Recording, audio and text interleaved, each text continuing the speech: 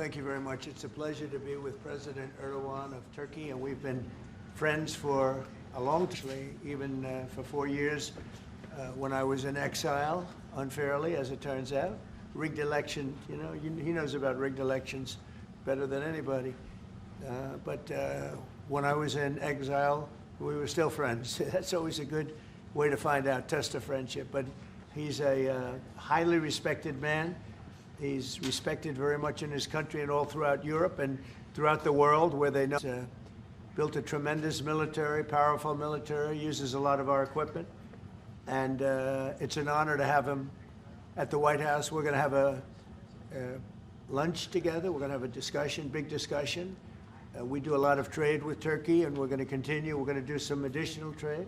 They want to buy F-16s, F-35s, and some other things, and we're going to talk to them about that.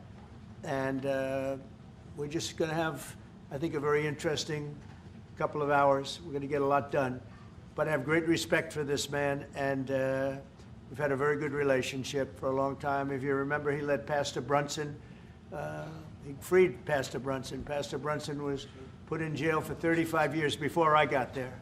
This was a group that should have stopped it, and the president, after I called him, released him, which was a great thing for our Christian community, our evangelical community. The evangelicals really wanted that. I always remembered that. But 5 years in prison. Pastor Brunson now, we're very happy about to have us, and a few words. Great guy. Öncelikle bu ziyaretimizi Birleşmiş Milletler Genel Kurulu'yla iç içe olan bir dönemde gerçekleştirdiğimizden dolayı arkadaşlarımla beraber mutluyuz. Sayın Trump'ın birinci gerekçe dönemde Türkiye-Amerika ilişkilerinde farklı bir süreci yaşıyoruz. Kendilerinin de az önce ifade ettiği gibi gerek F-35 konusu, gerek F-16 konusu, gerekse Halk Bankası'yla ilgili aramızdaki ilişkiler konusunu bugün etraflıca görüşme fırsatı bulacağımıza inanıyorum. Heybeliada okuluyla ilgili ise orada üzerimize ne düşerse biz onu zaten yapmaya hazırız. Dönünce de Sayın Bartolomeo'yla bu konuyu görüşme fırsatı bulacağım. First, Mr. President, I am very pleased that this visit actually coincides with the 80th UNGA. So I am very pleased to be here with my colleagues and friends. And as we have said, during the first term of your presidency and during your second term, we are able to carry Turkey and U.S. relations to a much different level and process. And as you said, we have an opportunity here today to be able to discuss some of the issues regarding the F-35, the F-16, and also the Halkbank case, and we will have an opportunity to thoroughly discuss them. And based on what you have mentioned regarding the Heybeliada school, we are ready to do whatever we can that falls on our part, and I will, when I get back, try to discuss this issue with the esteemed Mr. Bartholomos to discuss how we can move forward on that. Okay, very good. I would like to be able to do that. The Greek Orthodox Church was here, and they would really like to have some help. They need some help, and I said I'd mention it, and we appreciate it. So this is a tough man. This is a guy who's highly opinionated. Usually I don't like opinionated people, but I always like this one. But he's a tough one, and he does an amazing job in his country. And we've had tremendous relationships, both having to do with war and having to do with trade. And I guess today we're talking about both. I'd like to have him stop buying any oil from Russia while Russia continues this rampage against Ukraine. And they've been fighting. They've lost millions of lives already. And for what? For what? It's disgraceful. And I said yesterday, let it keep going, because their economy is absolutely terrible right now. And I think it's a shame that they're doing that, killing a lot of people unnecessarily. 7,818 people were killed last week, mostly military people, their people, and Ukrainians. More Russians, actually, than Ukraine, a little bit more. But it's such a waste of human life. And so he ought to stop. Putin ought to stop. And with that, we'll get to a little bit of a discussion. We're going to make some great trade deals for both countries. We do a lot of business with Turkey. They build great products. They build beautiful, great products, really fantastic manufacturers. And we buy a lot from them, and they buy a lot from us. Would you have any questions, please? Thank you very much. You repeatedly called out Obama and Biden administrations for their stupid decisions. One example you gave was a refusal to sell the Patriot missile defense systems to Turkey, which resulted in the expulsion of the country from the F-35 program. Now, you are known to be a great deal maker in Turkey. What can you do to undo the stupidity? Yes, CNN, sir. CNN? Well, because you sounded like a nice guy, but CNN is fake news. I mean, but you sound like the real deal to me, so I'll answer the question. We're going to be discussing the Patriot system, which is the best system. We'll discuss that. We're going to discuss the F-35. We'll be discussing all of the things that you know about and that some of that you mentioned. And I think he'll be successful with buying the things he'd like to buy. What concrete steps can you take? Well, we'll have to see. We haven't even started yet. But I know he wants the F-35, and he's wanted that, and we're talking about that very seriously. And the F-16, we're in great shape. Certain other things he needed, as you know, and I'm going to see to it that we get that to him. He needs certain things, and we need certain things. And we're going to come to a conclusion. You'll know by the end of the day. Go ahead, please. Mr. President, I have one factory, Mr. President. Sayın Cumhurbaşkanı, siz Başkan Trump'ın ne kadar barış için çabalar gösterdiğini daha önce de söylemiş bir cumhurbaşkanısınız. Ve siz de bölgede birçok ülkeyle, birçok liderle görüşmeler, kontaklar kurabiliyorsunuz. Bu konuda birlikte nasıl çalışabilirsiniz gelecekte? Buna inandığım için zaten bunları söylüyorum. Birlikte el ele bölgedeki bu sıkıntıları aşacağımıza da inanıyorum. Mr. President, all tariffs, Mr. President. When are you planning Because to I haven't learned this language yet. What did he say? The gentleman was asking, Mr. President, you have referred to President Trump's peace efforts, and you have also contact with many leaders in the region. And what do you think that you can do about this? And Mr. President has said that, yes, I believe in the peace efforts that President Trump is leading, and together we will be able to overcome the challenges in the region. I think it's true. He's got tremendous influence in the region. Yeah, please. Mr. President, when are you planning to lift CAATSA sanctions against Turkey? Against sanctions against Turkey? CAATSA. Could be very soon. Mr. If we have a President, good meeting, almost immediately. President Erdogan is removing tariffs on U.S. goods, and what impact it would be in U.S. production? Where are you from? Turkey. I see. We have a lot of people from Turkey here. That's We are good. Because I like the restaurant questions journalists very much, actually. They're very nice questions. We'll see about tariffs. We're going to be talking about tariffs. We already removed them. Well, we're going to be talking about that. Sanctions on Russia, even if not all NATO countries stop purchasing Russian oil? We're going to be seeing about that. The NATO countries were disappointing in that regard, but they've been very amazing in other ways. They did, as you know, they went from 2% to 5% GDP, and it's paid a tremendous amount. NATO, we're selling. We're not giving like Biden did. We're selling it to NATO, and it's a lot. They're buying a lot, and I assume they're giving it to Ukraine. They could buy it for other reasons too, but I assume they're giving most of it to Ukraine. But they're buying highly sophisticated weaponry, and they're paying for it full price. And that's how we're involved. Biden gave $350 billion. Look, this war would have never started if I were president. If I were president, this war would never be happened. Would have never happened. Yeah. Mr. President, I would like to ask about Gaza. Are you on the same page, Mr. Erdogan, for Palestine, Israel? Well, I don't know his stance. I can't tell you about that. I just say that we want to get Gaza over with. I had a great meeting with the leaders of that area, of that region, generally speaking, the Middle East. We had a great meeting the other day at UNGA, as you know, and I think we're close to getting some kind of a deal done. Yeah, we want to get the hostages back. I have to get the hostages back. We're the ones that got the hostages, all of them that we have now. But it looks like there are 20 living hostages and probably 38 or so dead hostages. Pretty sad. And the parents of those dead souls, those dead, mostly men, boys, in many cases like literally boys, they want those bodies back so badly, as much as though they were alive. And so we had a very good meeting with the representatives of the most powerful countries in the Middle East, and I think we're going to be close to a deal. Any solution? Mr. President.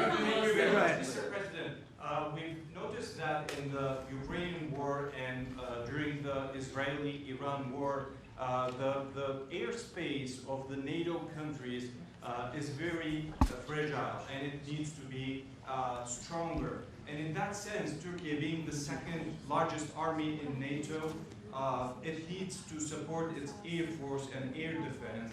How do you look at this issue in general as a NATO? Well, we support because them. I it's mean, the eastern flank of Yeah, we're in NATO, and you know, they're paying now 5% of GDP. Nobody thought that was possible, and they agreed to that 6 months ago when I was there. And the relationship is very good. The NATO, I mean, we used to complain that the United States was paying almost, and now they're paying 5%, and they paid. And that's trillions of dollars. You know, we're talking about trillions of dollars. And they're spending that, giving that money to us, and we are giving them great defensive, you know, the Patriots and all of the different javelins, all the different missile systems and everything else that they want.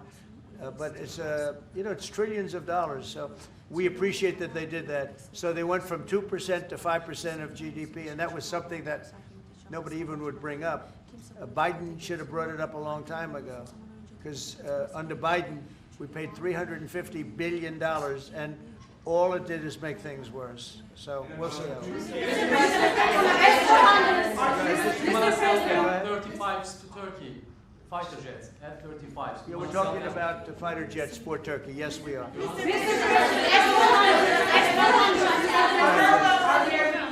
we going to see any steps going to be taken today about the issue, about the things that are going on in the Gaza, Palestine? Are we going to? It could be today. Yeah, it could be today.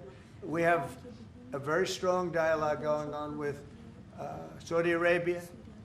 With, I would say, you have 4 or 5 real leaders that are being good. As you know, I met with Qatar, Saudi Arabia, UAE. We met with Jordan. The King of Jordan was there. We had a really great meeting. I think a lot was determined at that meeting. And I have to meet with Israel, and I have to do that also. They know what I want, and I think we can get that one done. I hope we can get it done. A lot of people are dying.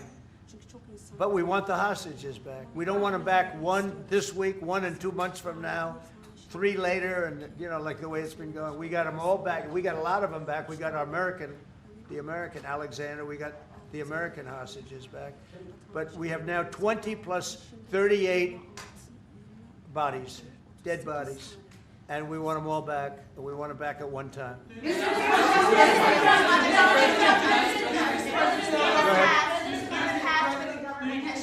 President Erdogan will help to release the hostages?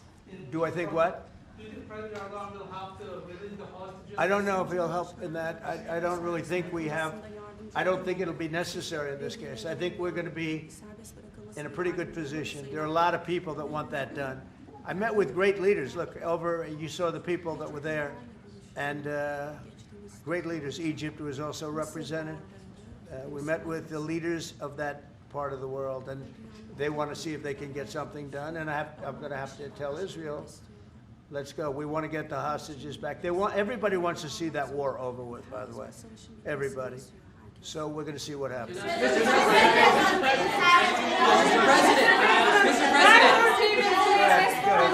President. How do you see a joint initiative with President Erdogan to bring the President of Russia, Putin, and President Zelensky to the negotiating table? Well, I can tell you that President Erdogan is very respected by both of them. Everybody respects Erdogan. They really respect Erdogan. I do. And I think he could have a big influence if he wants to. Right now, he's very neutral. He likes being neutral. So do I like being neutral. But he's somebody that if he got involved, the best thing he could do is not buy oil and gas from Russia. If he did that, that would be probably the best thing. He knows Putin like I know Putin. I thought Putin, I settled, as you know, 7 wars, and it's probably more than that if you really want to know the real facts, but 7 wars, and I thought this would be among the easier ones to settle. But I'm very disappointed in Putin. And he's been fighting hard, he's been fighting long, and they lost millions, they lost like 1 million soldiers. And you know, with all of the heavy bombardment over the last 2 weeks, they've gained almost no land. Think of that. They've gained almost no land. And I'm not going to ever call anybody a paper tiger, but Russia spent millions and millions of dollars in bombs, missiles, ammunition, and lives, their lives. And they've gained virtually no land. I think it's time to stop. I really do. Mr. President,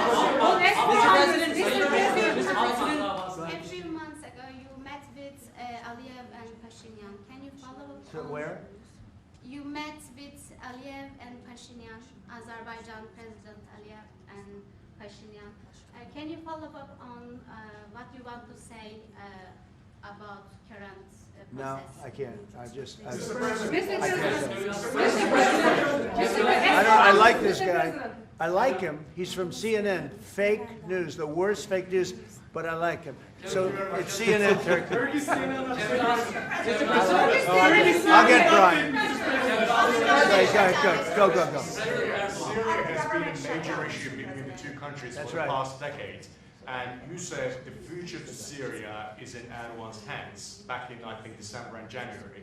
And the countries are in the process of integrating with a fractured main government. I think President Erdogan is for fight of its past leader. I think this man doesn't take the responsibility, but it's actually trying to do it for 2000. I said he does it. He arrogance. I think he take the credit. Take the credit. 2,000 years you've been trying to take over Syria. He took over Syria and he doesn't want to take the credit. You know, all of those people are his surrogates. But the leader of Syria, the new leader, as you know, I took sanctions off in order to let them breathe because the sanctions were very strong. But I think we should have a major announcement today. He was responsible for that victory. It was a victory for Turkey because they've been fighting, as you know, for like 1,000 years. And it never went, you know, it was back and forth, but he's responsible for that. So he would have a lot to say with respect to Syria. But at his request, I took, and the request also of the King of Saudi Arabia, it's very interesting, and Qatar, they said if you could take the sanctions. We had very strong sanctions. They couldn't have lived with those sanctions, and I took them off to give them a chance to breathe. But the president was one of the people that was responsible for that. He asked me to do it, and I did it. Mr. President, furloughs are very typical when the government shuts down. Why is the administration directing federal layoffs of federal workers this time around? Well, this is all caused by the Democrats. They asked us to do something that's totally unreasonable. They never change. They want to give money away to illegally, people that entered our country illegally. They want to give them massive federal money. And we don't want to do that because it means everyone's going to just keep pouring back. Right now we have absolutely perfect borders like you haven't seen in many years. Even better than I had great borders during my 4 years, but these borders are stone cold closed. You can only come into our country legally now. But the Democrats want to give it all away. They want to open up the borders. Take a look at that. Big thing. They want to open borders again. After what we're going through now, getting rid of prisoners, getting rid of all of these people dropped out from mental institutions, drug dealers, drug addicts, everything. They're putting everybody into our country. It's all ended now. But this is what Schumer wants. This is what the Democrats want.